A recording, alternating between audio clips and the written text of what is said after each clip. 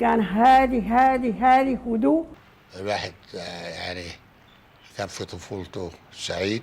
جده سلطان علي دينار هو أول من سك العملة، ونحن نفتخر بأخ مامون لأنه هو أول من وقع في العملة السودانية في السودان. دي الأميرة حرم بنت السلطان علي دينار خالة الوالد مأمون بحيري، وهي آخر بنت موجودة على الحياة للسلطان. أحمد بعد فترة اتزوج الميرة من بشاير على الدينار، أنجب مامون أحمد عبد الوهاب شريف.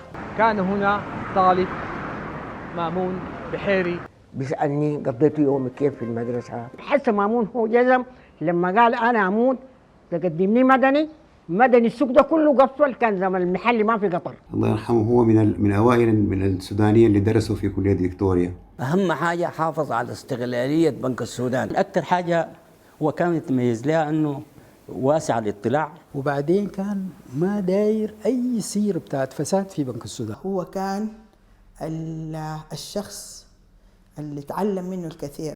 كان بيدينا درس وكان بيدينا حصة في الوطنية. فوجدت مأمون متفهم. الرجل استطاع بعلاقاته تحويل حلم عدد من الدول الإفريقية إلى واقع. Dr. Beheri was the first president of the African Development Bank. Late father Dr. Mamoun Beheri, who was one of the founders of the African Development Bank. هو من أوائل السودانيين الذين تعلموا وتخرجوا من جامعة أكسفورد العريقة. عندما التحق بحكومة السودان كان مأمون من نجوم وزارة المالية.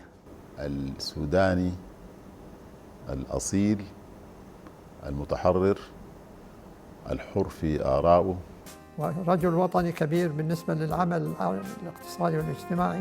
والله يقول لي إنك أنت تركت بوراك رجال. سطرت اسمك